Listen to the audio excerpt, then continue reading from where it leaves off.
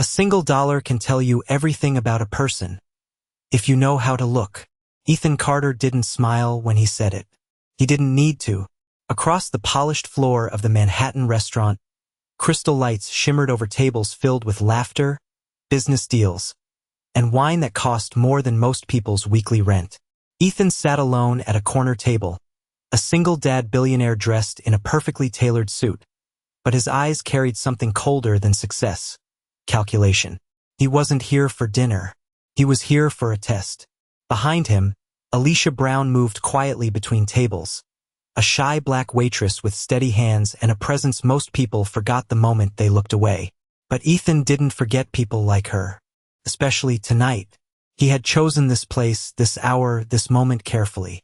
One mistake, one reaction, that was all he needed to confirm what he already believed, that everyone had a price even if they pretended they didn't. When Alicia approached his table, he didn't look up right away. He slid a folded bill forward without a word. $1. No explanation. No tip line filled. Just a quiet statement disguised as an insult. The air around the table felt heavier, though no one else noticed. Alicia glanced at the bill, then at him. For a brief moment, something unreadable passed through her eyes. Not anger, not shock, but recognition. Like she understood the game instantly. Ethan finally looked up, expecting confusion, maybe frustration, maybe the beginning of a mistake she would make like everyone else did. Instead, she simply asked in a calm voice, "Is that all you think service costs? Or is that all you think I'm worth?" The question didn't rise in volume, but it cut through everything. Ethan's expression didn't change, but something inside his certainty shifted slightly, like a crack forming in glass. Around them, the restaurant kept moving, unaware that a line had just been crossed that couldn't be unseen. Alicia picked up the bill again, folded it neatly, and leaned in just enough to speak softly. "If this is a test, you might want to make it harder next time." Then she turned and walked away, leaving Ethan Carter staring at a table that suddenly didn't feel as stable as it did a minute ago. And for the first time in years, the billionaire wondered if he had just miscalculated the one person he shouldn't have. The silence that followed felt louder than the city outside. Ethan Carter remained seated at the corner table, his hands still resting near the untouched glass of water, though his attention was no longer on the restaurant around him. It was on her. Alicia Brown had already returned to her section, moving with quiet precision between tables, balancing plates, refilling glasses, speaking softly to guests who barely noticed her presence. Yet for some reason, Ethan noticed everything now. The way she did not rush, the way she did not seek approval, the way she seemed completely unaffected by him. That part unsettled him more than he cared to admit. Ethan was used to reactions. People adjusted themselves around him without thinking, changing tone, posture, even breathing when they realized who he was. But Alicia had not changed a single detail of herself. Not even after the $1 bill. Instead, she had spoken to him as if he were just another customer who had forgotten how the world actually worked. Ethan exhaled slowly, leaning back in his chair, trying to reassert control over the moment. Control was something he understood. Control was something he trusted. He lifted his phone and made a single quiet gesture, sending a message to his assistant. A background check. Name, Alicia Brown. Current location, Manhattan restaurant. He paused before pressing send, then did it anyway.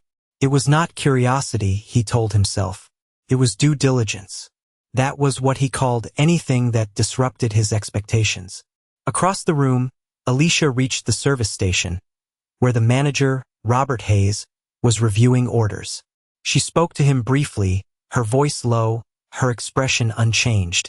Ethan watched as Robert nodded, clearly trusting her judgment without question. That detail stayed with him longer than it should have. Trust was not freely given in environments like this. Not without reason. Not without proof. And yet here she was, carrying it naturally, as if she had earned it a long time ago without ever asking for it. Minutes passed. Ethan's phone vibrated once, then again. A preliminary file had already arrived. He opened it without hesitation. Basic employment records. No criminal history. No financial irregularities. Community college enrollment. Then withdrawal. He frowned slightly. It was too clean. Too simple. People were never that simple. Especially not people who looked at him the way she had. He looked up again just in time to see Alicia approach another table where a customer was speaking louder than necessary. She did not react emotionally.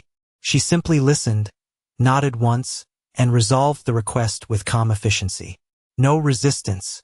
No submission. Just control in a different form. Ethan's grip tightened slightly around his phone. For the first time in a long time, he felt something unfamiliar building beneath calculation.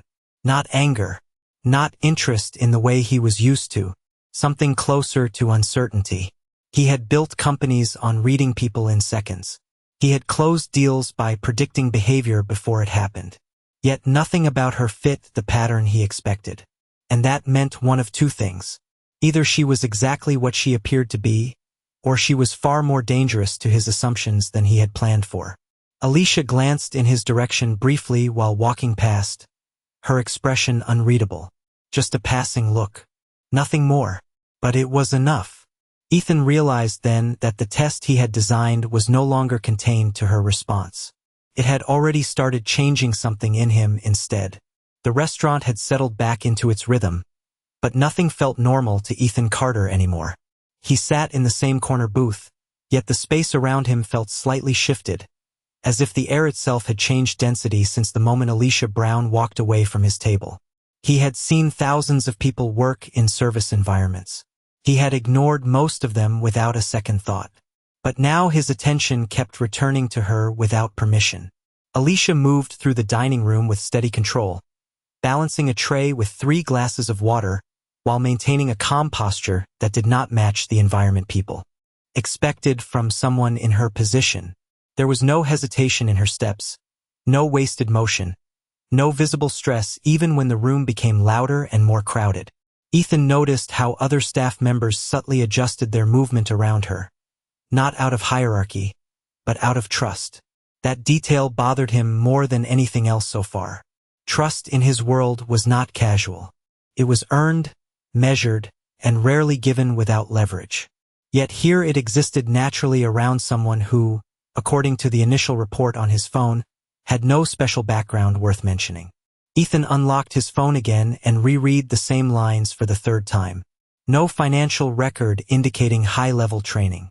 No executive history. No elite academic institutions. Just a clean, almost too ordinary path that ended in service work. He should have been satisfied with that answer. Instead, he felt increasingly dissatisfied. Something about her response earlier lingered in his mind. Not the words themselves, but the confidence behind them. The absence of fear. Most people, when tested, revealed themselves through reaction. Frustration, embarrassment, defensiveness.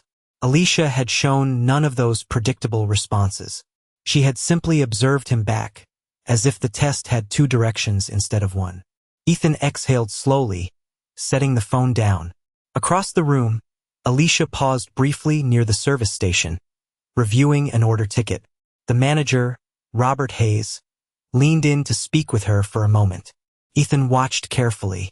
Robert did not correct her. He did not instruct her. He listened. Then he nodded and moved on. That small interaction carried weight Ethan could not ignore. Authority was not always loud, but it was always visible in subtle patterns of behavior. And Alicia seemed to hold a kind of silent authority that did not belong in this environment. A few minutes later, a new customer at a nearby table raised his voice slightly, complaining about a delay in service. The sound cut through the restaurant briefly. Ethan expected Alicia to avoid the situation or redirect it to someone else. Instead, she approached calmly, placed the receipt on the table, and spoke in a tone that remained steady and composed. The customer lowered his voice almost immediately. No confrontation. No escalation. Just quiet resolution. Ethan leaned forward slightly without realizing it. There was something precise about the way she handled people. Not emotional, not reactive, but controlled, almost analytical. It was the same quality he saw in top negotiators, in people who understood systems rather than simply participating in them. And yet she was a waitress in a Manhattan restaurant where most people overlooked her completely. That contradiction refused to settle in his mind. His phone vibrated again. The second part of the background check had arrived. He opened it immediately. There was still nothing unusual on paper. But one line stood out. Former coursework in financial analysis incomplete. He paused on that detail longer than expected. Incomplete did not mean incapable.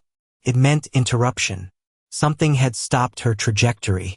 Something that had forced a change. Ethan looked up again just in time to see Alicia return to the dining floor.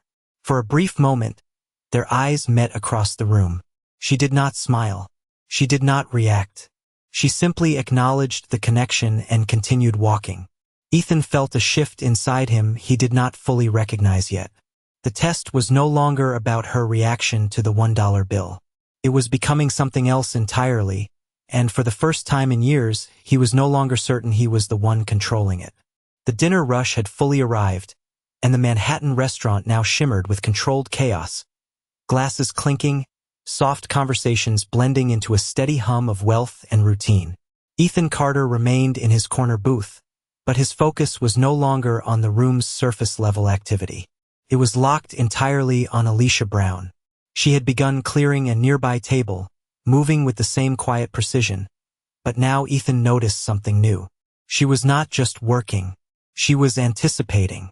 A guest would reach for a napkin, and she was already there placing it before the gesture completed. A glass would near empty, and she had already noted it without looking directly. It was subtle, almost invisible, but once seen, it could not be ignored.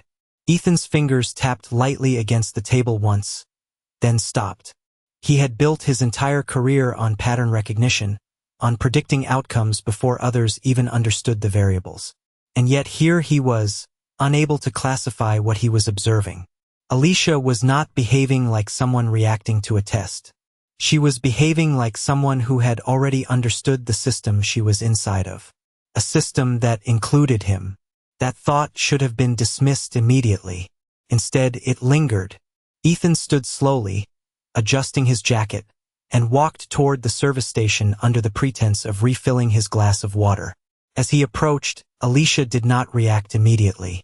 She finished speaking to another staff member, then turned only when she had completed the interaction. Her timing was deliberate, not rushed. "Is everything to your satisfaction, Mr. Carter?" she asked politely, her tone even and controlled.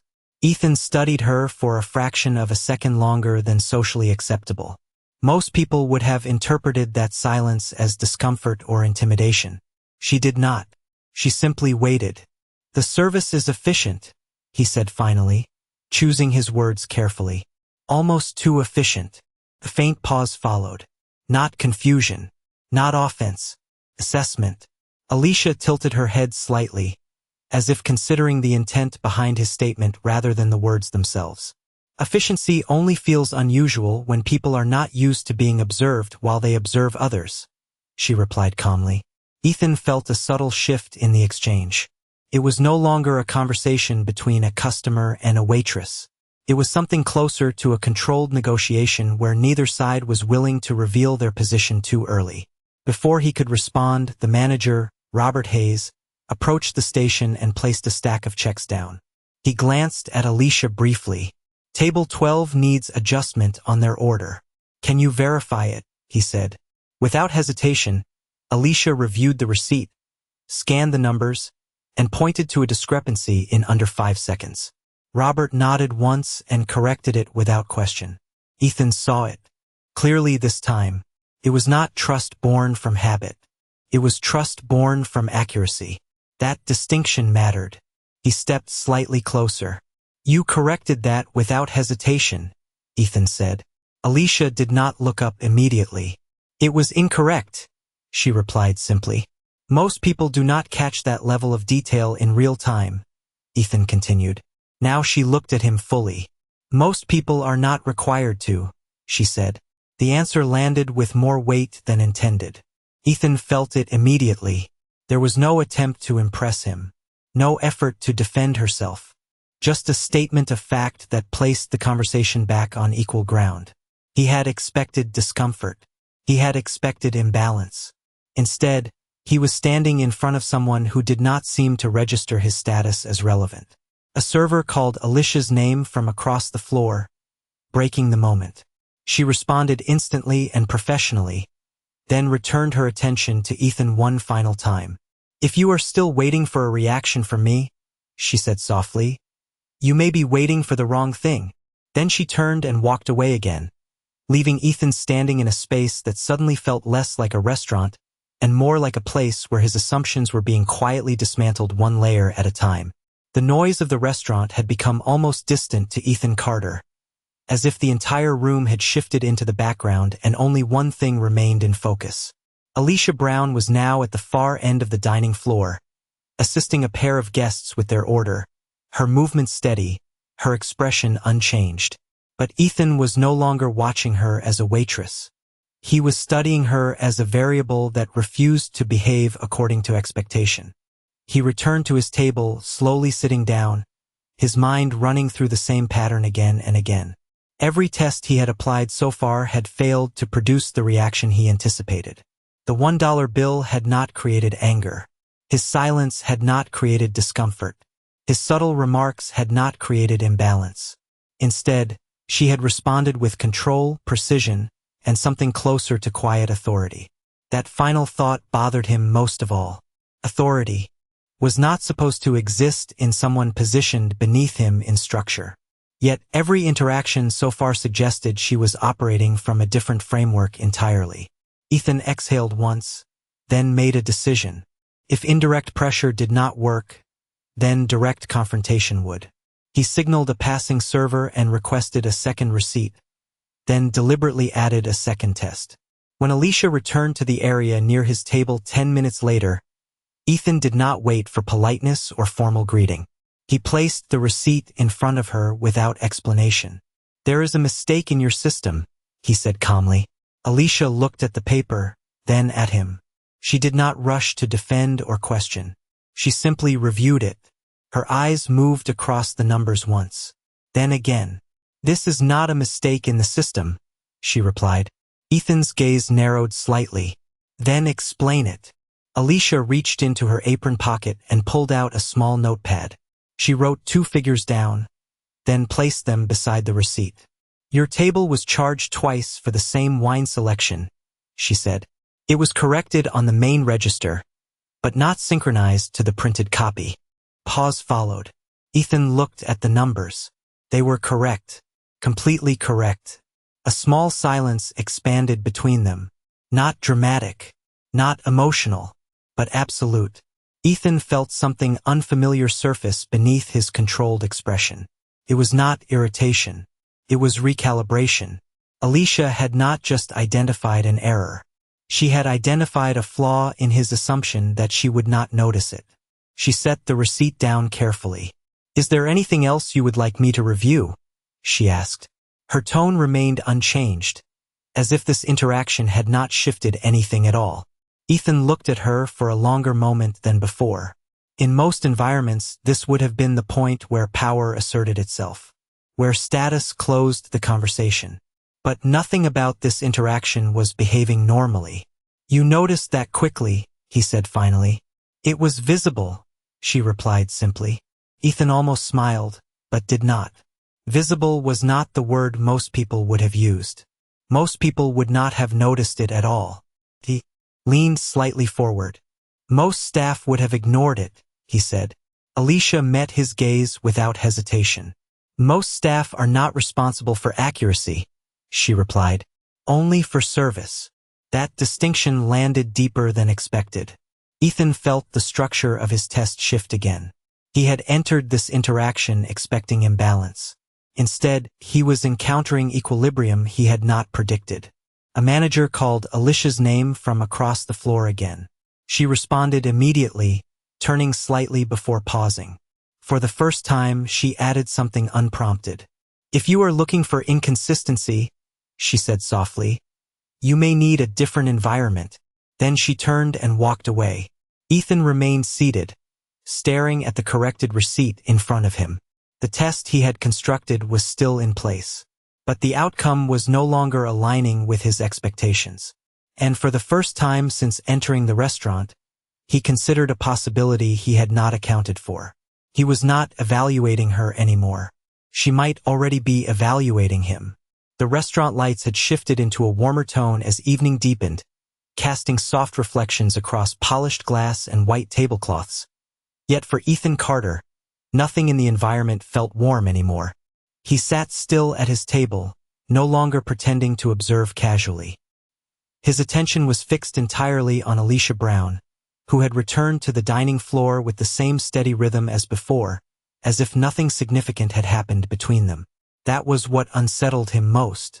In his experience, moments like these always created disruption. People reacted. They adjusted. They revealed themselves. But Alicia had done none of those things. She continued working with the same controlled precision, moving from table to table, speaking when necessary, silent when not, never once acknowledging the weight of their previous exchanges beyond professional necessity. Ethan had reviewed the corrected receipt again. The data was clean, accurate, undeniable. That fact alone had already shifted his internal assessment. She was not guessing. She was not improvising. She understood systems at a level most service staff never engaged with. That realization forced him to reconsider the foundation of his test. It was no longer about whether she would react to disrespect. It was about whether she could be provoked into revealing the depth he suspected but could not yet confirm. Ethan rose from his seat again, this time without pretense. He walked toward the service corridor where Alicia had just finished speaking to a colleague. She noticed him approaching but did not stop her movement until she had completed her current task. Only then did she turn. "You seem to be observing more than ordering," she said calmly. Ethan paused, not because of the question but because of the accuracy of it. "Observation is necessary," he replied. Alicia tilted her head slightly, as if evaluating the structure of his answer rather than the words themselves. "For what purpose?" she asked.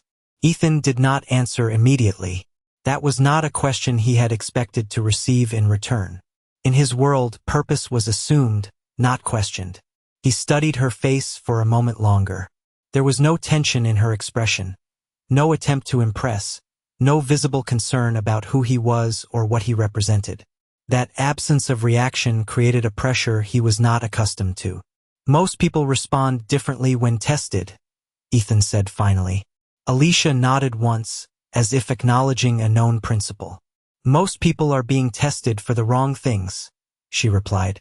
The simplicity of her response carried more weight than any defensive argument would have. Ethan felt the structure of control shift again.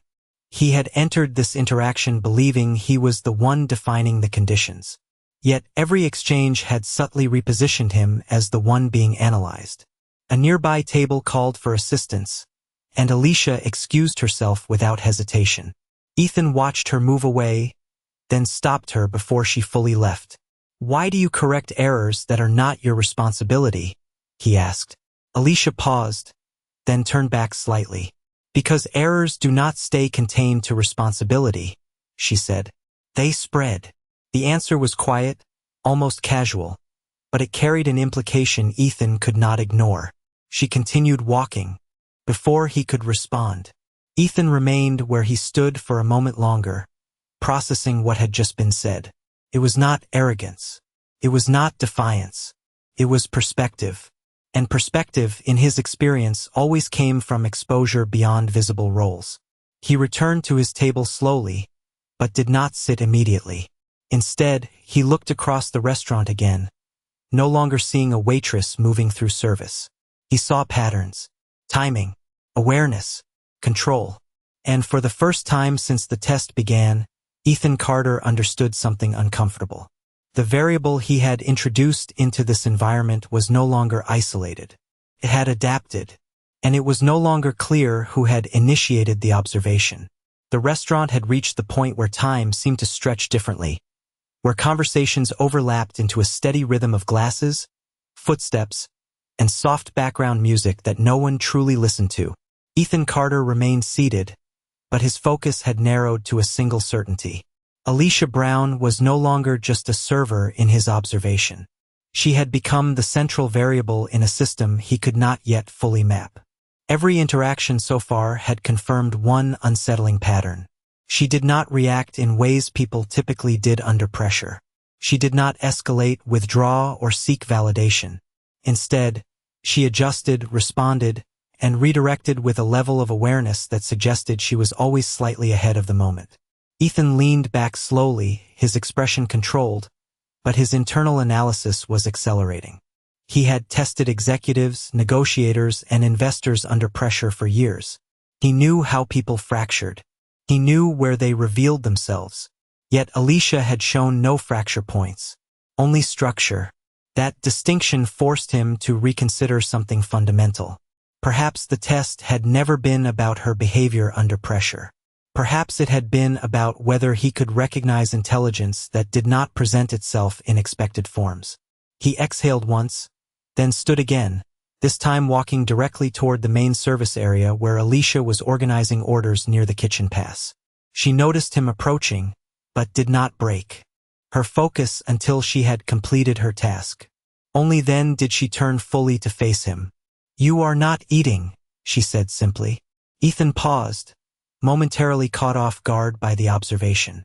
"Observation goes both ways," he replied. Alicia nodded once, as if confirming something she already suspected. "Then you have noticed enough to stop looking for mistakes," she said. Ethan's eyes narrowed slightly, not in offense, but in recalibration. "Mistakes are how systems are evaluated," he said. Alicia looked at him for a moment longer than necessary, then shifted her attention briefly toward the dining floor before returning to him. "Systems are also understood by what they ignore," she replied. The statement landed differently than anything she had said before.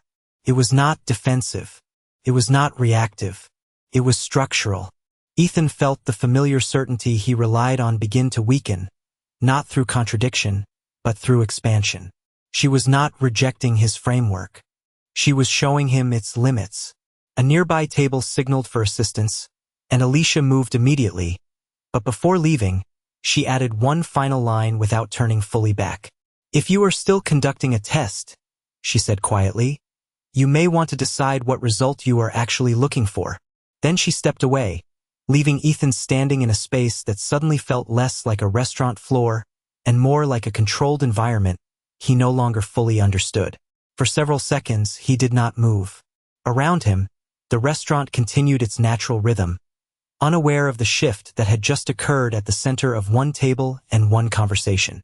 Ethan finally returned to his seat, but this time he did not look at his phone, nor did he review any reports. Instead, he looked across the room at Alicia Brown, and for the first time since the test began, he considered the possibility that the outcome he was waiting for might not reveal her at all. It might reveal him. The moment Ethan Carter returned to his seat, the atmosphere of the restaurant no longer felt like background noise to him. It felt structured, almost staged, as if every movement now had meaning he had previously ignored. He watched Alicia Brown from across the room, but this time the observation carried a different weight. It was no longer about testing her. It was about understanding what kind of person remained unchanged under conditions designed to provoke change. Alicia was near the kitchen pass, speaking briefly with the manager, then adjusting a tray with precise, efficient movements. There was no hesitation in her posture, no visible tension from their previous exchanges. That fact alone made Ethan's earlier assumptions feel less stable. He had expected subtle cracks by now, small emotional reactions that would reveal underlying frustration or curiosity. Instead, there was continuity. She remained consistent. That consistency was beginning to feel intentional rather than natural. Ethan stood again, this time without planning a direction. He simply moved toward the center of the dining floor, stopping at a distance where Alicia could see him clearly without interruption from other tables. When she noticed him, she excused herself from a nearby guest and approached with calm professionalism. "Is there an issue with your table?" she asked. Ethan paused before answering. It was not a question about service. It was a question about intention. "No issue," he said. "Only observation." Alicia did not respond immediately. She waited. That patience itself felt deliberate. Ethan continued. You do not react the way most people react when they are being evaluated. Alicia tilted her head slightly, considering the phrasing rather than rejecting it. Most people react to being judged, she said. Evaluation is different. The distinction was subtle, but it shifted the entire foundation of the conversation. Ethan felt it immediately. And you do not feel judged, he said. Alicia's expression remained unchanged. I do not allow external interpretation to define internal process, she replied. The answer was calm, structured, and unexpectedly precise. Ethan studied her for a longer moment than before. There was no attempt at impression, no emotional defense, no visible concern about his status or influence. Instead, there was clarity. It was the same clarity he saw in high-level strategists when they were fully in control of their environment. A server approached to ask for assistance at another table, but Alicia signaled a brief delay without breaking her focus on Ethan. That small action caught his attention. She was prioritizing this interaction without hesitation, yet without emotional escalation. You are not afraid of consequences, Ethan said quietly. Alicia finally allowed a faint pause before responding. Consequences depend on the situation being correctly understood, she said. Fear comes from misunderstanding them. Ethan felt something shift again internally. It was not agreement. It was recognition of structure that operated outside his initial framework. He had assumed imbalance of position would define behavior, but she was not operating within that assumption at all. A sudden notification on Ethan's phone briefly illuminated the table beside him, but he did not look at it. His focus remained fixed. Then what is your understanding of this situation? He asked. Alicia glanced briefly across the dining room, then back at him. A conversation where one person is trying to confirm a belief, she said, and the other is deciding whether that belief is worth correcting. The simplicity of the answer carried more impact than any resistance could have. Ethan exhaled slowly. For the first time since arriving, he was no longer confident he controlled the direction of this interaction. Alicia stepped back slightly, signaling the end of her availability in the moment, but before turning away, she added one final line in a steady voice. If you are still testing something, she said, make sure it is not already testing you back. Then she turned and walked away, leaving Ethan standing in the middle of the restaurant with a realization he had not anticipated when the evening began. The test was no longer contained to a single direction, and for the first time he was no longer certain who had initiated it. The restaurant had reached a quiet equilibrium, the kind that only existed when the dinner rush began to fade and conversations softened into lower tones. But inside Ethan Carter's mind, there was no equilibrium at all. He stood near his table, no longer observing Alicia Brown as a waitress, but as a point of contradiction that refused to resolve. Every interaction had removed another layer of certainty he usually relied on. She had not reacted to pressure. She had not revealed insecurity. She had not adjusted her behavior to match his expectation of hierarchy. Instead, she had consistently redirected every attempt at control back into reflection. Ethan finally understood something he had not admitted to himself earlier. This was no longer a test he was conducting. It had become a system he was part of. Across the room, Alicia finished assisting a table and returned to the service station. Her movements remained unchanged, steady, efficient, unbothered by the tension that had been building between them all evening. Ethan walked slowly toward her one final time. This time, there was no attempt at indirect framing. No sate la observación.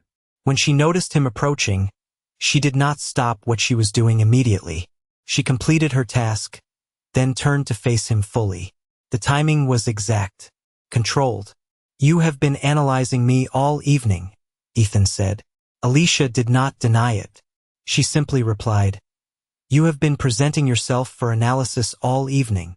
The response landed without force, but with precision. Ethan paused. That was the first time the structure of their interaction had been stated so directly.